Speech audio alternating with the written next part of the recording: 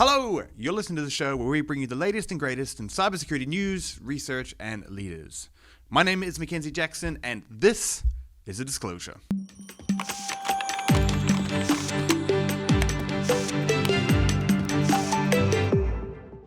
We have a fantastic show lined up for you today. We're bringing on Nathaniel Jones, who's the VP of Threat Research and AI Strategy at Darktrace, and we're going to talk about some discoveries that they have made involving the SAP NetWeaver server and also a very nasty bit of malware called AutoColor.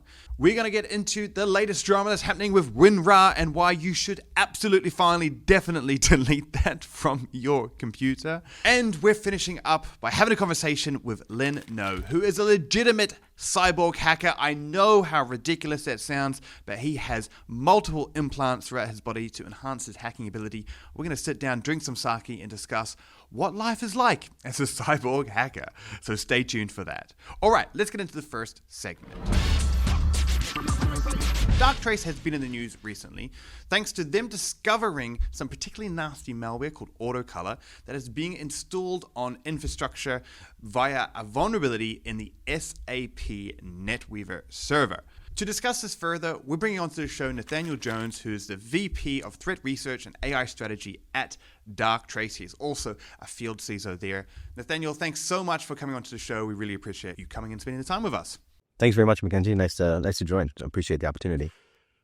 So I'm going to kind of dive straight into it. The reason why I was so excited to kind of bring you onto the show is that you're obviously working for Darktrace, and Darktrace has been in the news a little bit about some of the discoveries that they found, some particularly nasty malware being rolled out via some vulnerabilities. So maybe we just start with a little bit of context. You know, what actually happened? What did you guys discover out there being exploited in the wild? Yeah, sure. Sounds good. We're here to talk about sort of AutoColor in terms of the malware and the sophistication, but also how it exploited SAP NetWeaver, that vulnerability that hit maybe late April, early May-ish. And so, yeah, I mean, from our perspective, it was really interesting because we saw detections about a week before the vulnerability was disclosed, but also the exploitation of that vulnerability after as well, sort of a natural story. And then, yeah, just the way our detection worked as well. So how did you guys first actually detect this? Because, you know, there's a lot happening out there in various different states. So how did Darktrace actually kind of understand that something was wrong with both SAP and also we'll get into the malware itself a bit later on. But let's start with, how did you first discover like kind of something was up? Yeah, sure. So the first few things were we had a couple of our models or detections go off and due to an anomalous connection to an OIST site, which is quite common. And then we had a couple of alerts across our SOC and MDR that sort of came through, and our team started investigating from that. And then we saw an unusual ELF download from a rare IP. So we saw a few different anomalous connections and then a file download, and then saw subsequent activity after that. Our team sort of extended the sort of containment of those actions, and then we kind of investigated after we sort of stopped it in its place. I mean, it is very interesting. I think anyone that kind of has worked in a SOC or been in a SOC, you get all of these alerts all the times from various different things. There's never, and I think people that probably haven't had this experience may not know, is that you don't get an alert to say, there's a breach happening. Yeah. There's all these little things that together paint a picture, but there's no era of certainty in it. And I think that's kind of what you're like touching on there too, is there's lots of different things kind of coming together that pointed to the fact that, okay, something's not quite right here. Let's move on to kind of the actual vulnerability. So the malware that was used is called AutoColor. We'll get into that, but to be able to deliver this malware, which is particularly nasty, the attackers first need to get into a foothold. So there was kind of a vulnerability in SAP NetWeaver. For any nerds out there, we're talking about 2025 31324. Yeah. If you want the CVE number, just Google. Love it. But let's have a look. What is this vulnerability that's in SAP NetWeaver? I love that you list the CVE because I was going to do that for you if you weren't. So definitely nerding out, important to have that right because there's a few. Yeah, I mean, SAP NetWeaver SAP has been exploited before. It's in Sys's Kev. We know it's a technology that people are interested in. In this case, NetWeaver is sort of a internet facing naturally. So that sort of brings attention for people to understand that technology. In this case, it was a remote code execution sort of vulnerability and a CVSS score of 10. So essentially, I also had a problem with sort of authentication authorization, but without getting into too much detail, essentially you could just write a command remotely and write a command and have it sort of process, inject, or sort of take over the machine from that. It's not often you see a 10. Like often you see like a 9.8 or something. Yeah. But like a 10 is basically like worst Ouch. case scenario. Yeah. Why was this one kind of considered so dangerous? Like in terms of this vulnerability, what attributes kind of gave it that 10? Is it just that it's remote code execution? Is it that it was kind of unauthenticated? Like what gives it that perfect score? Yeah. If you could call it that. Yeah, true. I think from the fact that it's internet facing is a challenge. The fact that you have remote code execution, so you could do it from anywhere, is a challenge. I think being able to do full system compromise that quickly, you had exploitation before the vulnerability was actually listed and then put out into disclosure and then into Sys's Kev.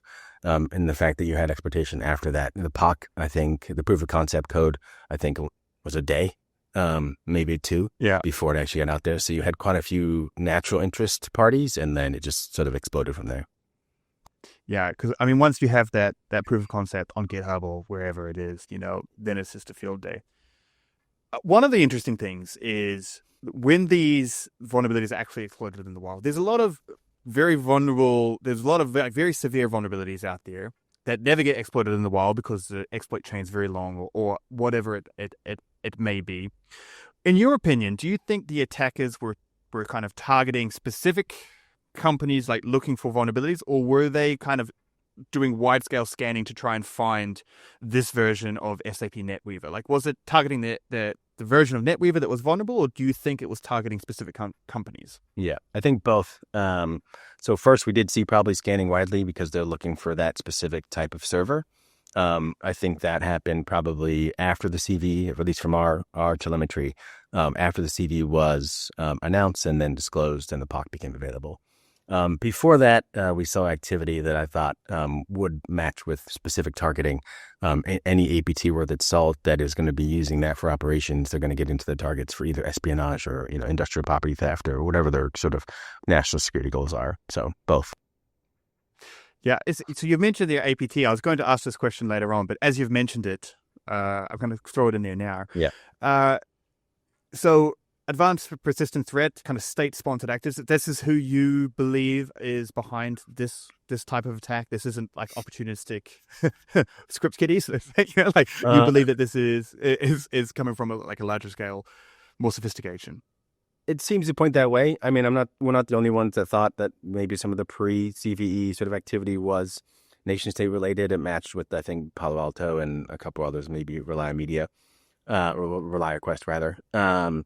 So I think the combination of the targeting, who the victims were, the fact that they're using a Zero-Day, plus the sort of AutoColor backdoor, the nature of it, points to some sort of well-resourced sort of adversary. You've mentioned AutoColor there. We've danced around it a lot. Yeah. So let's dive into the juicy part. So AutoColor, it's specific malware. So what is this kind of, like, they've found the vulnerability, they've been able to get in, they've unloaded this AutoColor malware. What is this malware? What makes it so kind of dangerous?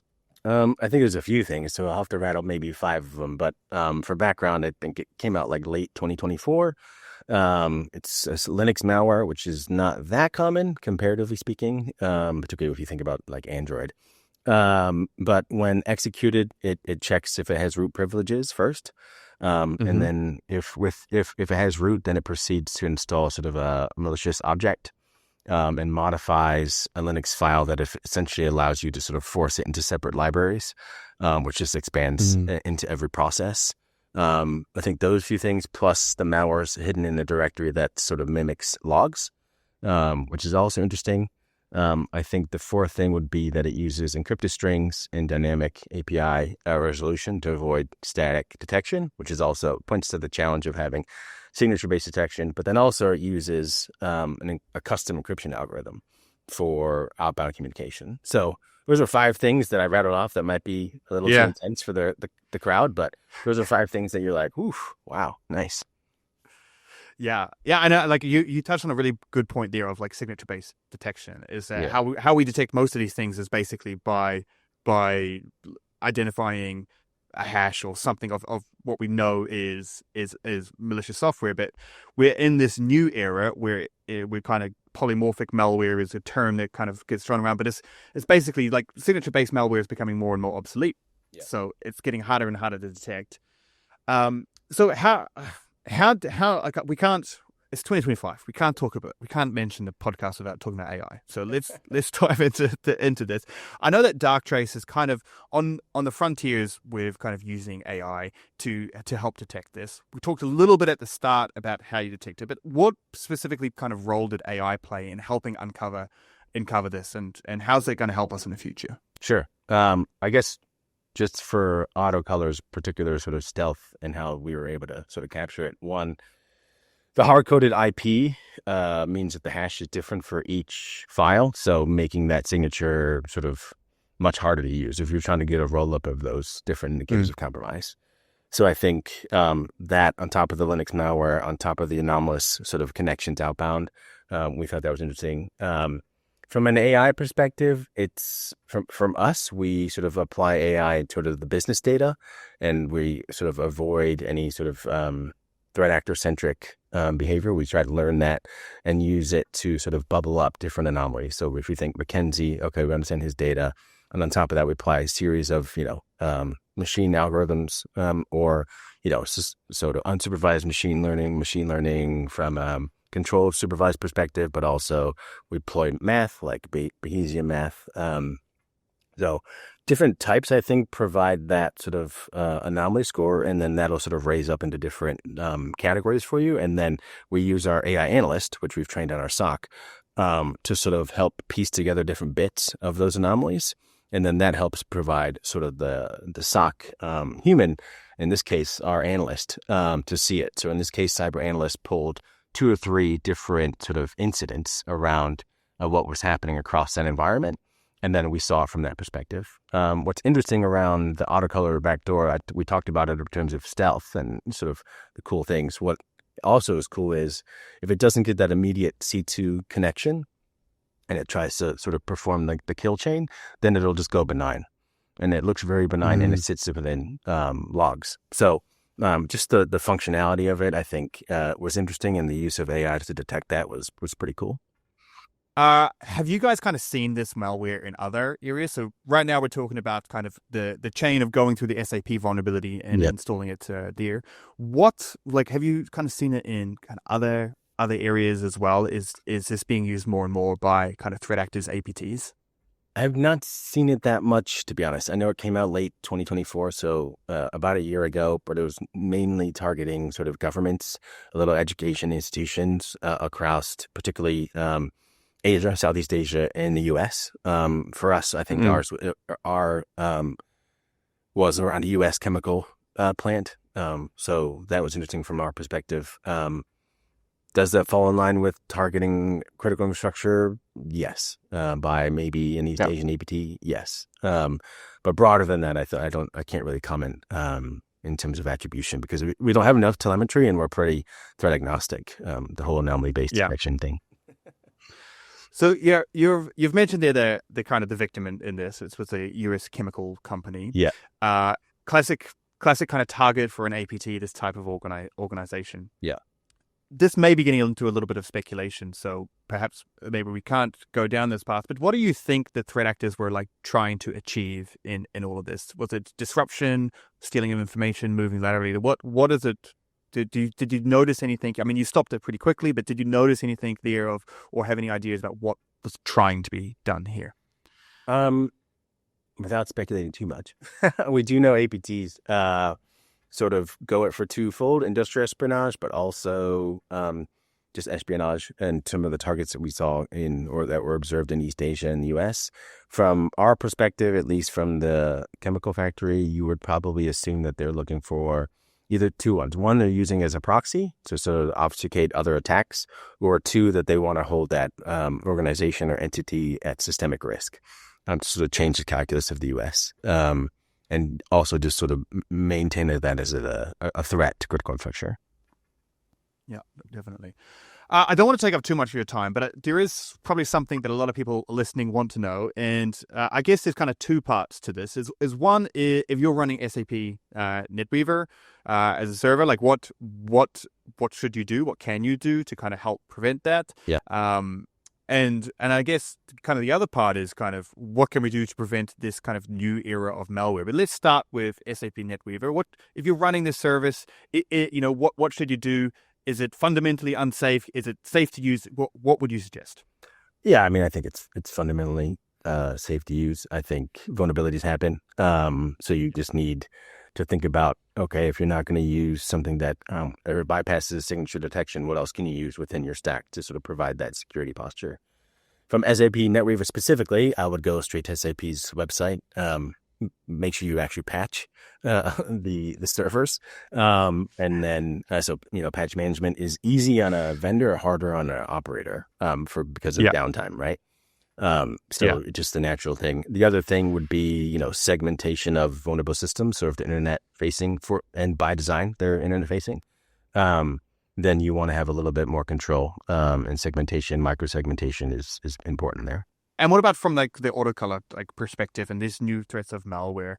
If someone's out there kind of like, I mean, you're as you said, vulnerabilities happen. Yeah. They're always going to happen. Yeah. It's not it's not a sign of, poor software. It's just a sign of popular software, basically, that you have these vulnerabilities. But so you can't completely prevent the fact that perhaps someone can get a foothold in. What can you do about preventing these kind of new era, let's call it, of malware, of things like AutoColor and whatever's going to come after AutoColor? You're making me think about the, I think it's called Lame Hug, the malware that came out from Ukraine around Russia, sort of a newer sort of malware, and then it called out to a Chinese-based LLM.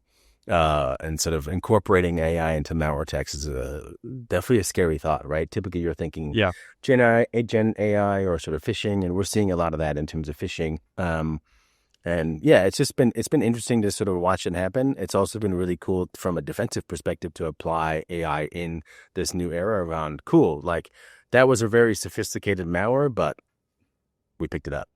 And we not only picked it up through the different algorithms and cyber AI analysts, but the analyst was able to sort of get that feed from sort of all that different AI and make a good defensive decision. So for me, that's cool.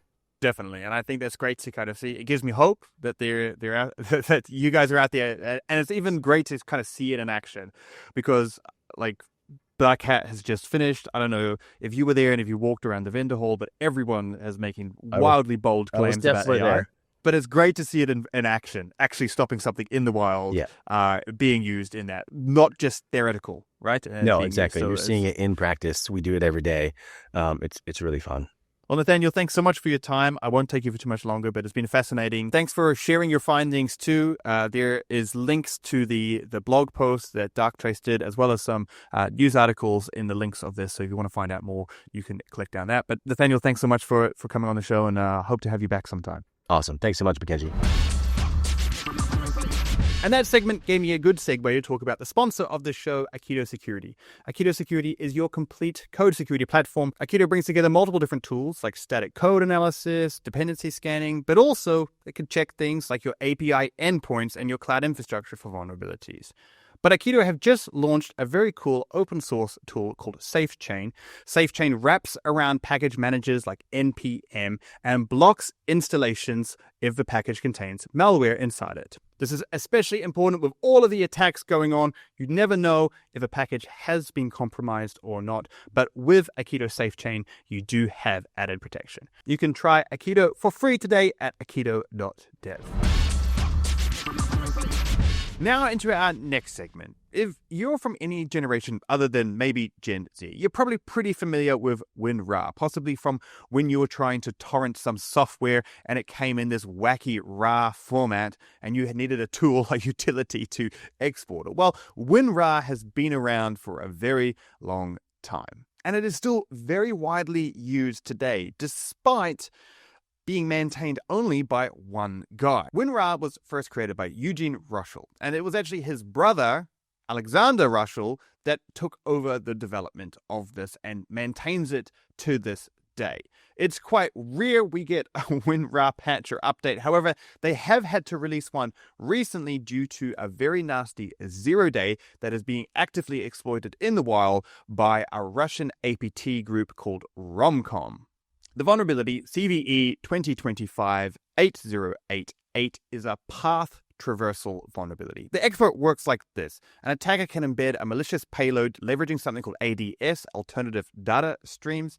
This payload then gets put into the RAR folder. In this case, it's a malicious DLL file that gets extracted at the time and usually embedded into the boot systems of a Windows machine so that it can run on the next reboot. This is actively being exploited by RomCom, who is going after your usual suspects that an APT would, being government organizations or critical infrastructure. The targets that RomCon go after are of no surprise to anyone. They're targeting your financial institutions, defense sectors, government sectors, anything that you expect an advanced persistent threat from Russia would be going after. RomCom are conducting spear phishing campaigns to get people to run this malicious software.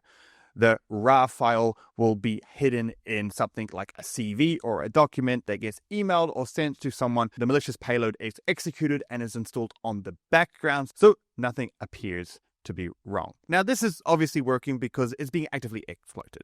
But if you're like me, you've probably got a couple of questions. One, why are people opening RAR files? And two, who's using WinRAR today? Well, apparently still a lot of people are.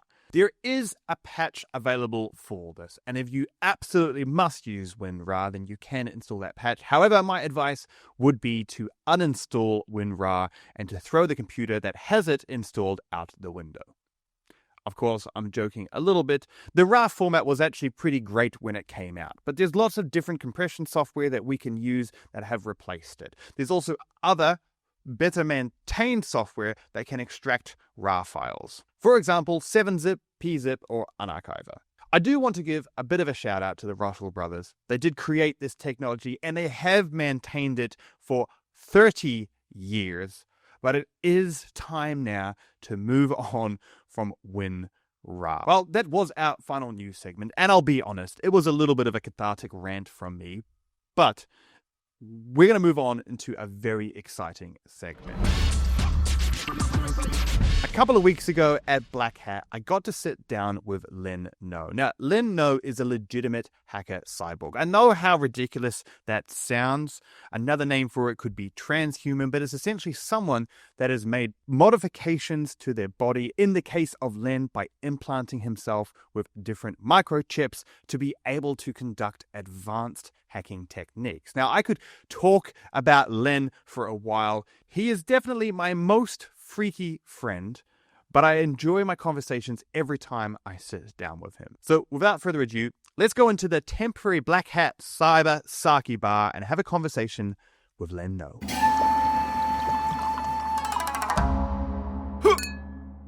Well, hello everyone, and welcome back to another episode of Cyber and Sake. And I cannot tell you how thrilled I am to be here. I'm here with Len No. Now, Len, it's fantastic to have you here.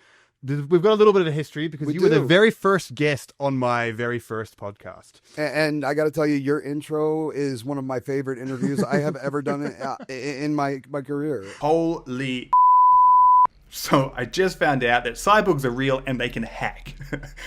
This is probably the most terrifying revolution I've had. You're a pretty big name, so I'm assuming that probably a lot of people will know about you. But for those that don't, you're a legitimate cyborg hacker. I am. It sounds ridiculous, but can you maybe just explain what that means to you? So I took basically an old dog and taught it some new tricks. I found that through the use of implantable technology that falls into the wireless spectrum, RFID, NFC, you can actually get subdermal implantable technology. And of course, it was never meant to be used as a cyber tool. It was meant to be, I want to be able to get into my garage or get into my gym and, well, honestly, I lose everything. Where's my keys? Put it in your hand. You can't lose your hand unless, well you can, but I think you'd know about it. Yeah, for sure. So I actually have 11 different microchips. I can interface with RFID, NFC. I actually have some crypto bionic security chips that I've added to my arsenal now. So I'm both offensive as well as defensive, and I think we're gonna open your eyes to some really cool stuff today because I've done a lot since the last time we've talked. All right, I'm excited. First things first, can cyborgs drink sake? We can. We prefer bourbon, but Okay. but sake we can make an exception. Always good to oil the machine. Oil the machine. For sure. All right, so we have two today. We're going to start off with number one. This is Yuri Masamu, and it's from the Yuri region in Japan. Famous for kind of soft water. It's a bit of a nutty. All right, cheers. Salud. Salud. Oh, that's good. That's really good. Yeah, yep. Yeah. Subtle little nuttiness in the Yeah. aftertaste. Very good. We're getting back onto security. What abilities do you have that a normal person doesn't have? Like what can you do with these implants? So that's a very broad question. For starters, I can interface to wireless technologies at a high level. What does that mean? Near field communication, or NFC, has been built into every modern cell phone for the last couple of years. It's the backing technology behind Android Pay and Apple Pay, but that's just one function it can do. There are what are called NFC triggers. I can redirect you to a specific web URL with these types of technologies. I can connect you to a Wi-Fi network. I can set up a predefined SMS or email. This is basically all of the basic tools that I'm using for all of my current implant-based attacks. I love this. This is actually one of my favorite new attacks. I don't think I showed you this one yet, but it's an implant-based smishing or phishing. So I can actually have an email that's already predefined with hyperlinks in it. And, when we're dealing with phishing, we've all been put through so many of these campaigns. Don't click on the link, check the sender. Yeah. Well, what do you do if it's from the actual sender? Yeah, for sure. So, who's somebody else within the podcast organization that we're dealing with? I just need a name. We're going to give some credit to somebody behind the scenes. All right, Philippe. Philippe's my producer and editor. So. All right. So, all right, let's say I want to get to you because you're the talent. Nobody's going to get to you because they got to go through the producer first, right? So if I can convince Philippe, hey man, let me show you this really cool new cat video. The minute that phone comes into my hand, I've got a predefined email already set up to go to you, assuming and looking like it's coming from him. Right. With my malicious links in it. So the moment you get that phone in your hand, your chips are working. He's not looking at it. You go, oh, sorry, I'm just, it's not coming up. I told you it's going to take me a second. I got to find this cat video. These cat videos are amazing. But it's going to ask me, do you want to send an SMS? Yeah, I do. Do you want to use the default, messaging program? Oh, yeah. And I'm just going to fire it off. Yeah. And if you guys are in constant communication, the idea of you getting a text or an email from your producer is not out of the question. No, not at all. Yeah. And the other part that, too, is there's no evidence. Nope. Like there's like you walk in somewhere, you can communicate with different things. You grab people's phones, you pull up a wireless network. Mm-hmm. People get suspicious. They stop you. And that's another thing. I unfortunately I am from the United States. I know you're European and you guys are so much more cultured than we are. And I know my Latin is terrible, but I believe it's pronounced mens rea, which is Latin for malicious intent. You can commit a crime and not be a criminal. Was it your intention to commit a crime or did you just make an accident? Right. Yeah. So this is the difference between if let's say you and I are both going to go on the same, red teaming, physical access, penetration test.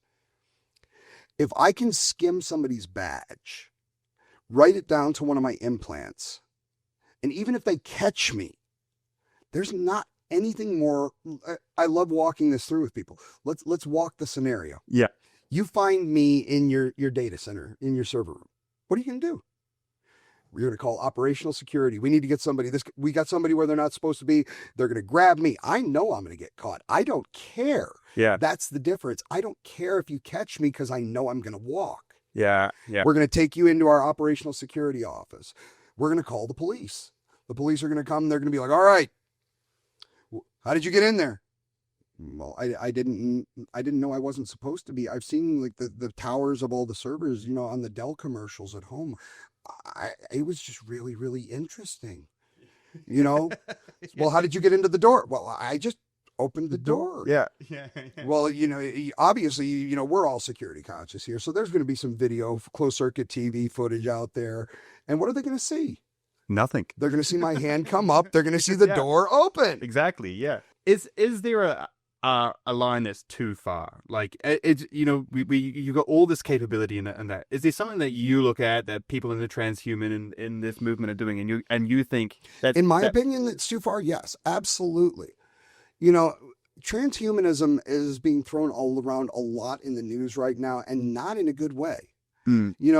It's like always has something to do with some kind of rich person trying to find the fountain of youth through technology. Yeah. It's, I want to live forever. And we're not going to talk about the other, things that seem to be associated with that. But I can tell you that most transhumans are like me. We're just normal people. And the one thing I would say is that immortality thing. That is the bridge too far for me. Yeah. No, I can totally get that. And there is a category of billionaires right now that are as we speak, that are very invested in this kind of like. As we speak. I mean, I don't know about you, but the idea of 1,000 years of Elon, it would be. And I'm not saying pro or con. I'm just saying, imagine the stuff we would get. We would get a lot of content. We would have content. We would have content. Yeah. One of the things that I'm kind of always curious about is where are we heading in this space? So last time we spoke, one of your primary objectives was the SBC. And also just to kind of show people like what's capable, I think when it comes to, the exposure to the possibilities, I have been very, very fortunate. I've actually come up with some new stuff now, and I got some prototypes that I should be able to show here within the next quarter, a couple of months. I've come up with this is actually something anybody can do this. You do not have to be completely, cyborg crazy like me to pull this one off. Mm-hmm. So if you remember, or in my opinion, one of the great cyberpunk films of the early 90s by the name of Johnny Mnemonic. I have not seen Johnny Mnemonic. This was basically a movie that had Keanu Reeves in it. Yeah. And he had a hard drive in his brain. And obviously, you're going to know this is old because he had to double stack the drive to get enough space. Yeah, all the younger before SSDs. Yeah, before SSDs. See, this was when a gigabyte of storage would cost you about $5,000. Yeah. So this is a long time ago, but it doesn't play well as far as its tech, but the concept did. And in this movie, he was basically exfiltrating data and smuggling data with hard drives that was inside of his body. Mm-hmm. Well, this has fascinated me ever since I saw that. And we've even talked about the fact that all of my current implantable tech is passive. So there's not much I can do in an active attack scenario and without another device or something to give me the energy field that will energize these chips and then perform the data exchange. So I came up with a dermal stud back style piercing where the back of the stud is actually a 1 terabyte hard drive. Wow. I got it wired up through the stem of the piercing, and it connects to what essentially is contact points that are maglock oriented.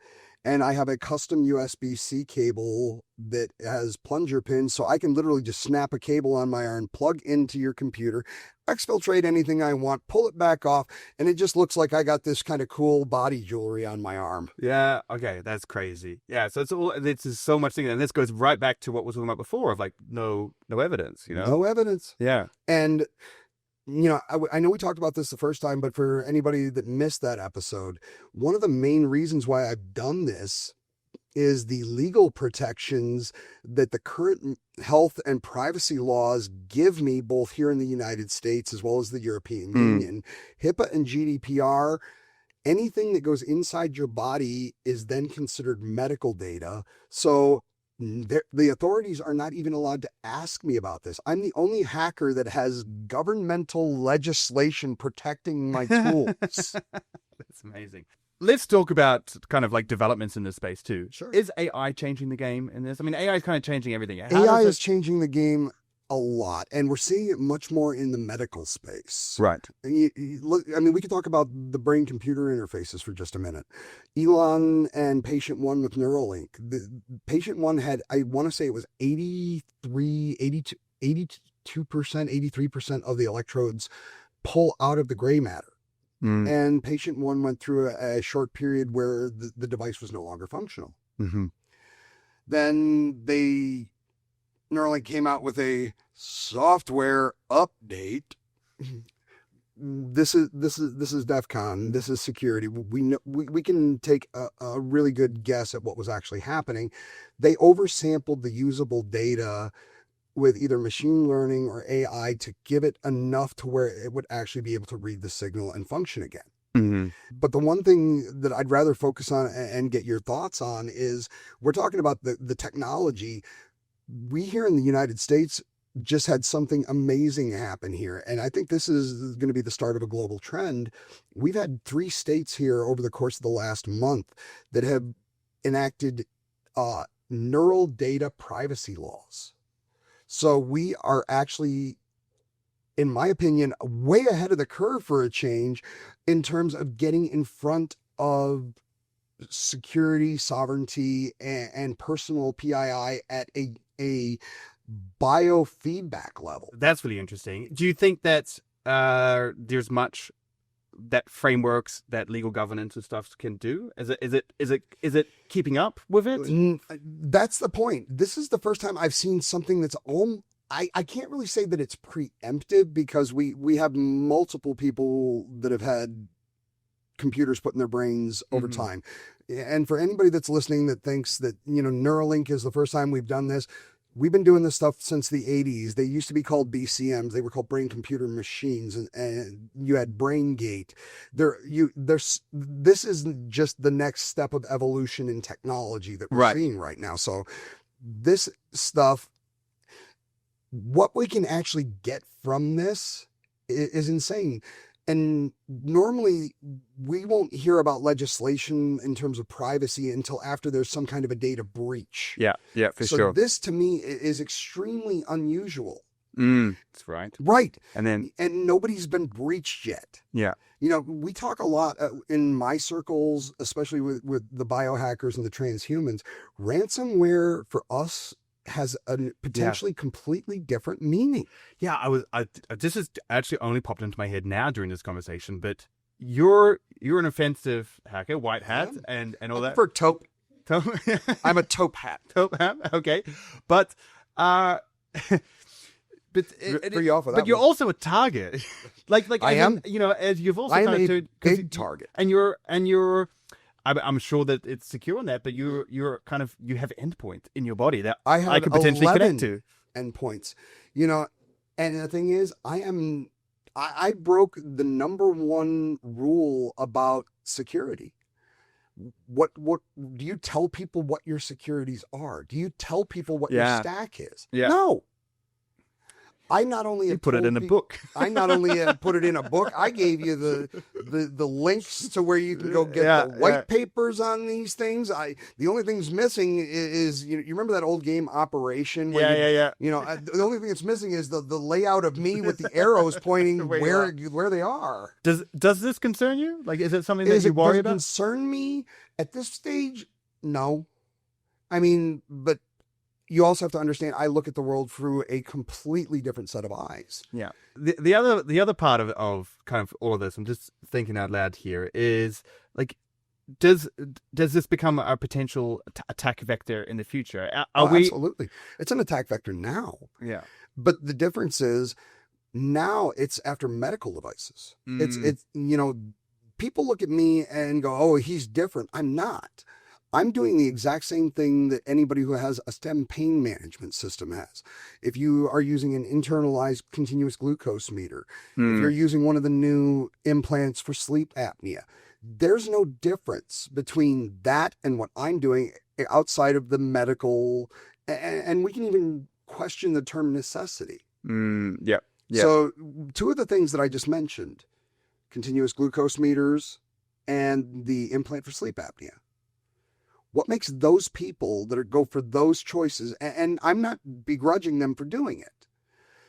You can prick your finger and get your glucose score.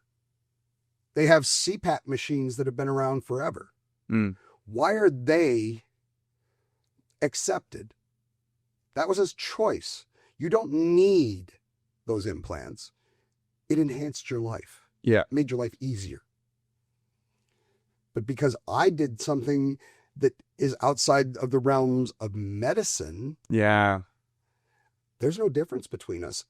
And the only thing that makes it different is the perception of society.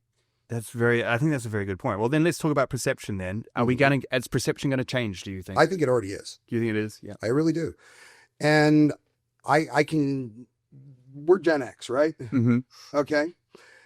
When we were younger, did you ever walk into a business and see, and don't get me wrong, I don't judge. I'm the biggest freak in the room. So I ain't throwing shade on nobody. But that being said, when I was younger and we were younger, you never walked into a bank and saw somebody with an unnatural colored hair. Yeah. You never saw a business professional with tattoos. No. Yeah. Body piercings.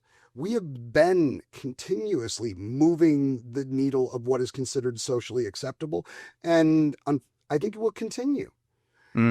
I really, really thought that the wallet that credit card chip that I got would be that breakthrough that, oh, well, I want to do that.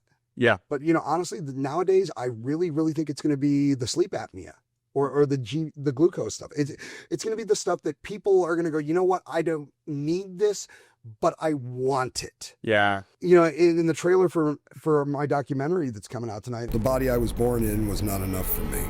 Adapt or die. Maybe I'm just here to open everybody's eyes. Maybe that's my whole purpose. Yeah, I like that. And I actually that's a great segue, because I wanted to, before we ran out of time, I did want to mention the documentary that you're going at. Yeah. Because I was curious, like, what's the motivation behind this? Because I know a fair The same bit about motivation that it's always been. I honestly want people to understand that this is real. Most people don't think that, cyborgs or even this type of implantable technology, that's science fiction. It's science fact. And I have the opportunity and have been given so many amazing opportunities to speak and present this material at different conferences all over the world, 73 countries and counting. Yeah. But the problem with that is this is a very small group of numbers. And I can basically wake people up and, shake these guys up. All right, you guys get it. Yeah. Now go forth. But what are you going to do? I can watch a presentation, but let's be honest. If you're not a cybersecurity person, sitting down and watching a DEF CON talk, Yeah. most of us, I like to think that I'm entertaining, but they're dry. Yeah. Most people are intimidated by cybersecurity and offensive type videos. This was done in such a way that this is the human story. We really don't even show a single attack. But what I do show is, an actual installation of a microchip. And there's a lot of discussions with my father, people around me, people in the industry. What does it mean to be human in 2025? Yeah. And if you really want to get into my story, this is definitely more around the tech side of things. It's written from a human perspective, but there is much more around the attack side. If you want it along with the human, is go ahead and check out my book, Human Hacked, My Life and Lessons as the World's First Augmented Ethical Hacker. And as a special for your listeners, we were going to keep this, off to the side. But if you go to my website, iammachine.com, we actually have my book on sale right now. If you buy direct from me, and you will also get an autograph. So you'll get an autographed copy of the book, and you'll get it for $10 off list price. Well, that sounds like there'll be a link to that website in the description, and I can highly recommend that book to everyone. It's very I fascinating. really appreciate it. Yeah. Well, Len, it's been awesome to have you. Thanks so much for coming on. I hope to have you on again. You're always entertaining, you're always insightful, and you're always freaking terrifying. So. Well, in that case, as I tell everybody, stay safe, stay secure, stay sovereign, and stay dangerous, man. Oh, awesome. Thanks so much. Well, that's all we had for you this week. We're coming at you with another episode next Thursday. It's going to be a great show. I'm very excited. We have some very special guests lined up. So make sure you subscribe to the channel. Give us a 5-star rating if you're listening to this on a podcasting platform. And until next week, stay safe.